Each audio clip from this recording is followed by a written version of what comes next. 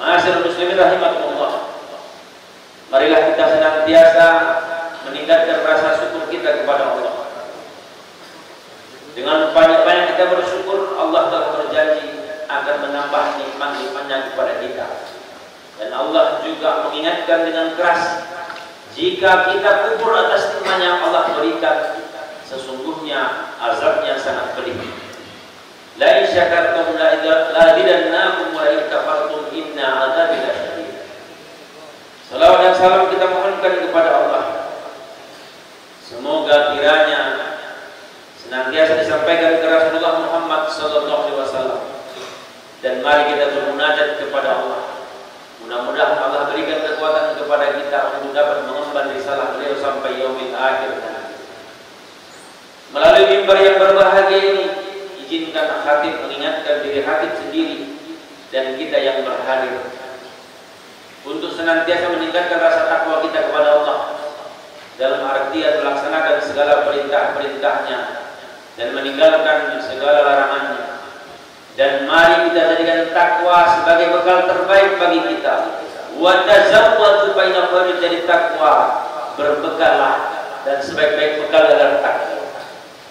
Ma'asyiral muslimin rahimakumullah. Adapun judul khutbah kita hari ini adalah LGBT perusak generasi. Ma'asyiral muslimin rahimakumullah. Kita mungkin tidak menyadari di samping kita, di dekat kita ada sekelompok orang yang menyimpang. Menyimpangnya adalah laki-laki suka dengan laki-laki dan perempuan suka dengan perempuan. Dan kita di Indonesia sekarang terkadang karena sulitnya mungkin keadaan ekonomi dan sebagainya, kadang-kadang tidak terpantau kita hal-hal seperti itu. Dan ternyata lesbian, gay, biseksual, ya, dan transgender ataupun transseksualisme itu sedang berkembang dan sudah pasti mereka tidak akan memiliki keturunan. Maka cara untuk memperbanyak mereka adalah dengan menjadikan virus atau penyakit itu disebarkan kepada orang lain. Karena bagaimanapun mereka tidak akan punya keturunan.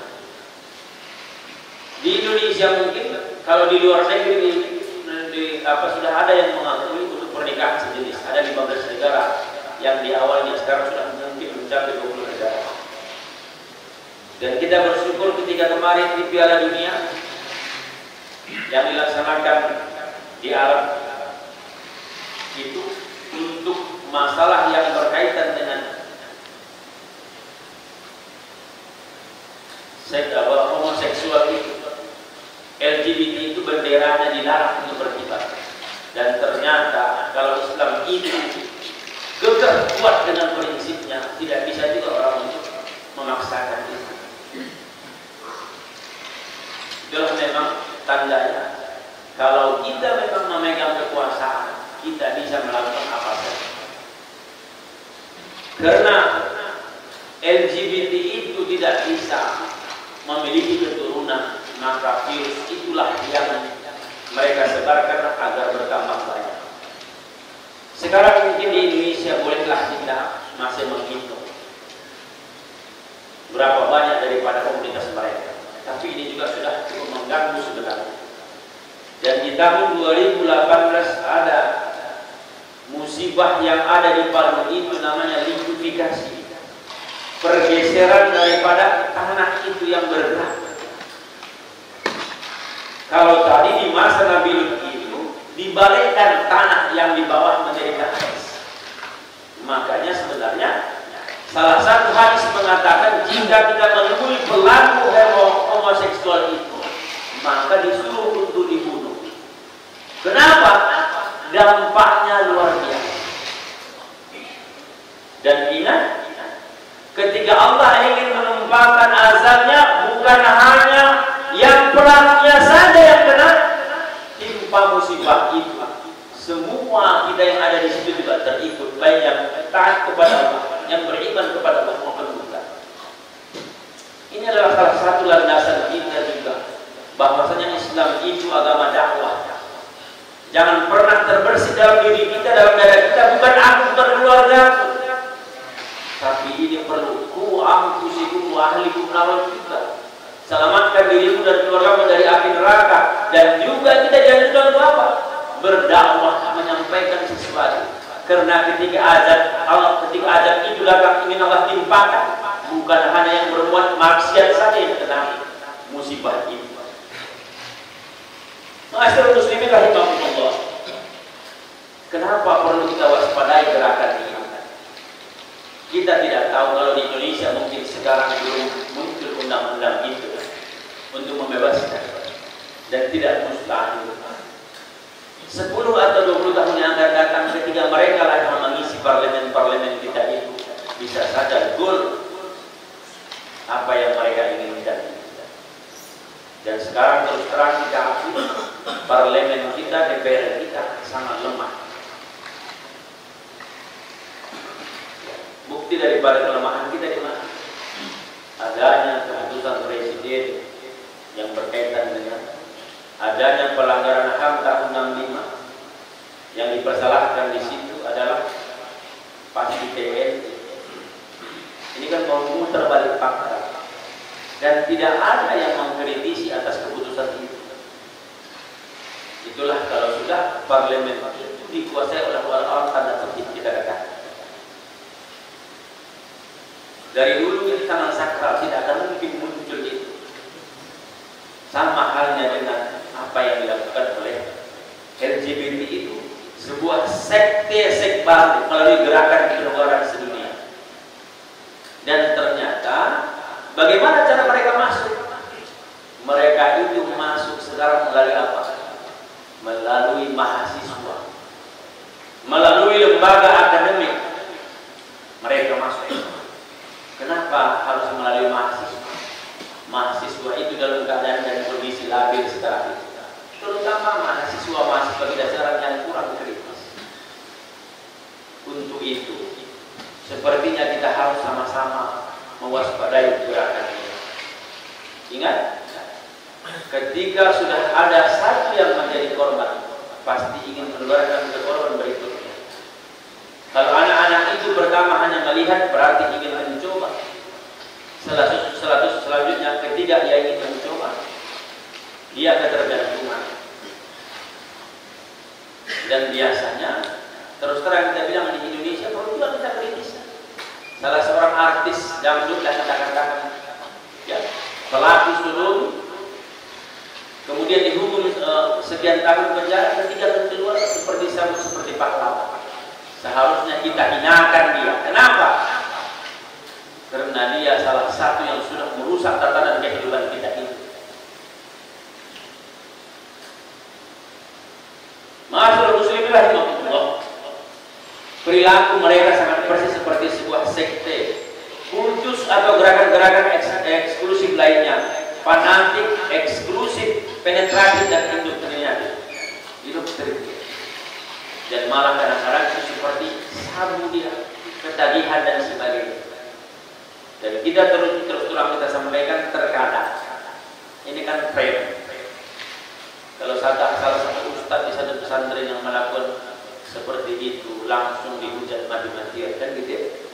Padahal di Perancis ada tokoh agama yang sudah melakukan hampir puluhan tahun, ya, pelaku yang dilakukan terhadap anak-anak pedofil, dan itu tokoh agama, tapi tidak pernah di framing itu, dan sama-sama salah yang dikatakan. Jadi kenapa harus kita waspada terhadap ini? Pertama, nanti mereka akan memajak, jumlah mereka harus signifikan secara statistik sehingga layak untuk mengubah asumsi, taksonomi dan kategorisasi. Yang kedua, keberadaan mereka tak memenuhi persyaratan populatif sehingga layak disebut sebagai sebuah komunitas. Dan yang ketiga, perilaku mereka telah diterima secara normatif untuk persyaratan kesehatan mental dari WHO.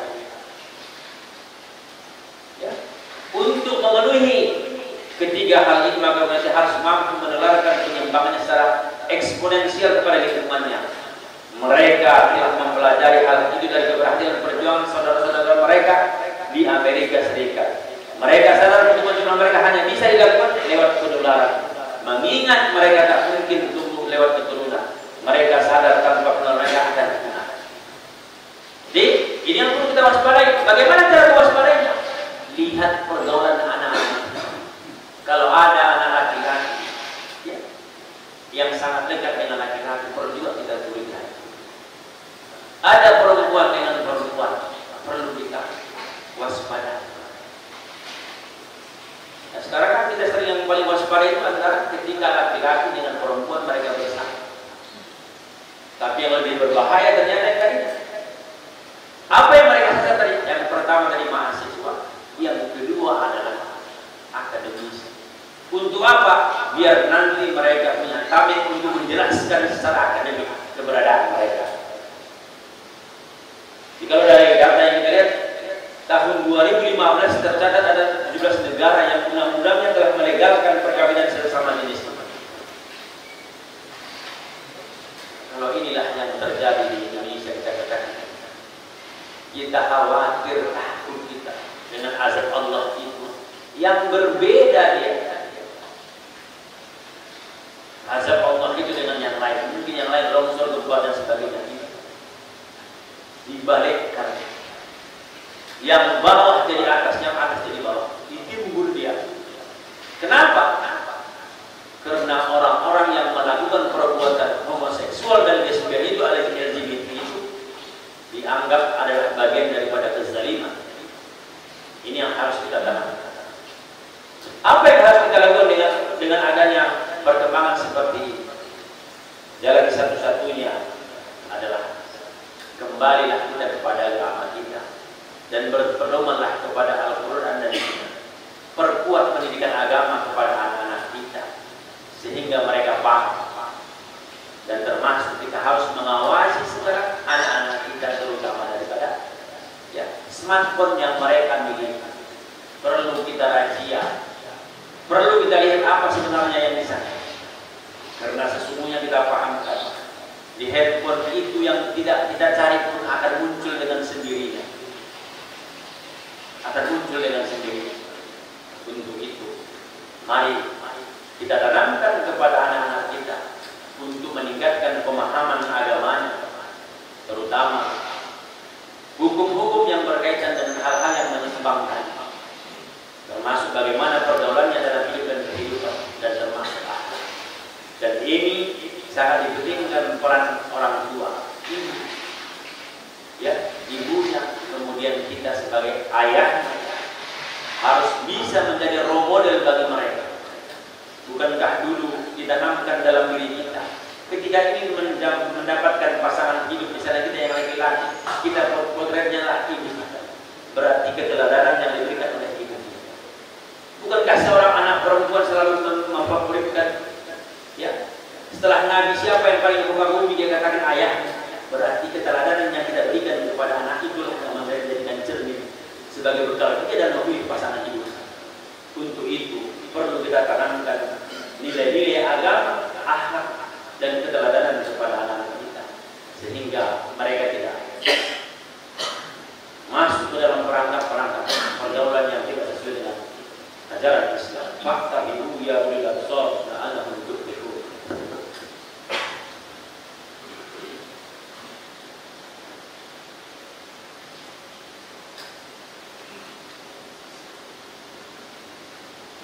Alhamdulillahirabbil alamin. Wassalatu wassalamu ala asrofil anbiya wal mursalin wa ala alihi wa ashabihi ajma'in. Asyhadu an la ilaha illallah wahdahu la syarika lah wa asyhadu anna Muhammadan abduhu wa rasuluh. Allahumma shalli ala Muhammad wa ala ali Muhammad kama shallaita ala Ibrahim wa ali Ibrahim. Wa barik ala Muhammad wa ali Muhammad kama barakta ala Ibrahim wa Ibrahim innaka Hamidum Majid. Ya ayyuhan nas usikum wa yajzakallahu faqad fazal muttaqin. Ma'asyiral muslimin rahimakumullah.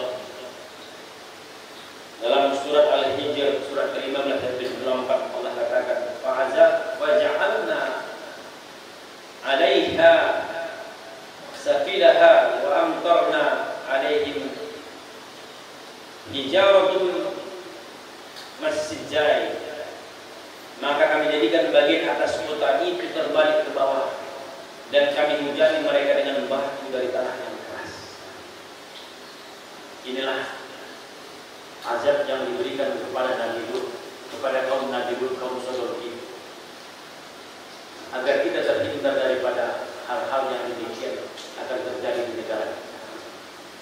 Mari kita waspada, mari kita awasi anak-anak kita, lihat pergaulan dalam hidup dan kehidupan.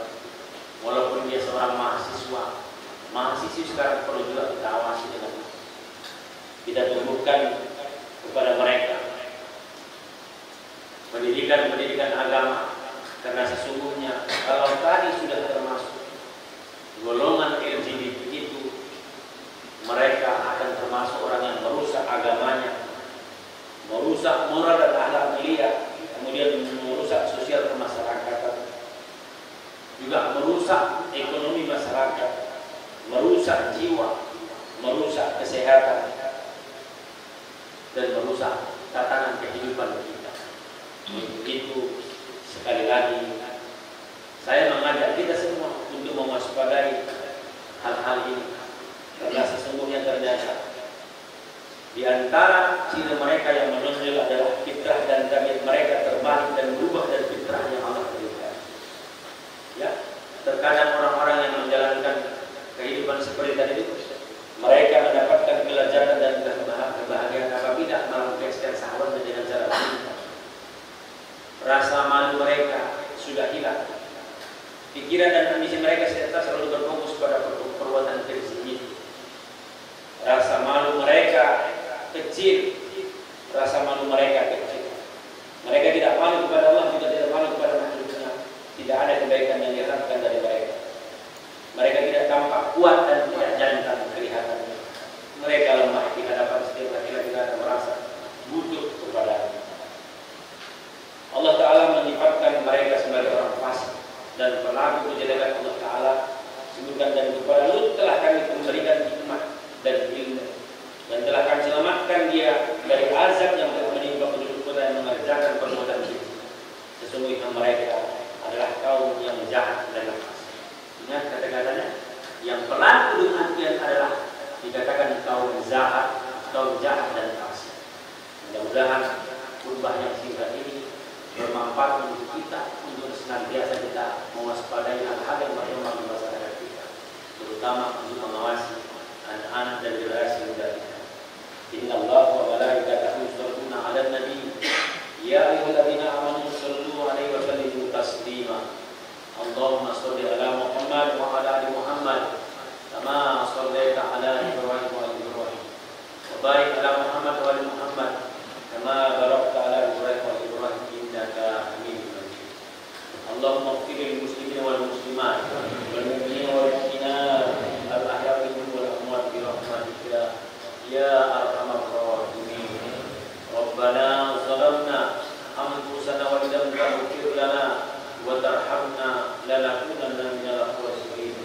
Allahumma afrik alaina sabran wa sabbit aqdamana wansurna 'alal qaumil kafirin wansurna 'alal qaumil munafiqin wansurna 'alal qaumil zalimin.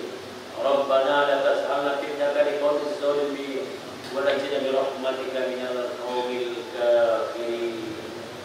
Allahumma ighfir lana wa liwalidina warhamhuma kama rabbayani shaghira. Rabbana atina min ladunka rahmah wa hab lana min amrina rashada. Rabbana la tuzigh qulubana ba'da idh hadaytana wa hab lana min ladunka rahmatan innaka antal wahhab. Rabbana hab lana min azwajina wa dzurriyyatina qurrata a'yun waj'alna lil muttaqina imama. Rabbana atina fid dunya hasanah wa fil akhirati hasanah wa qina adzabannar. Walhamdulillahi rabbil alamin. Ibadallah, innallaha ya'muru bil 'adli wal ihsan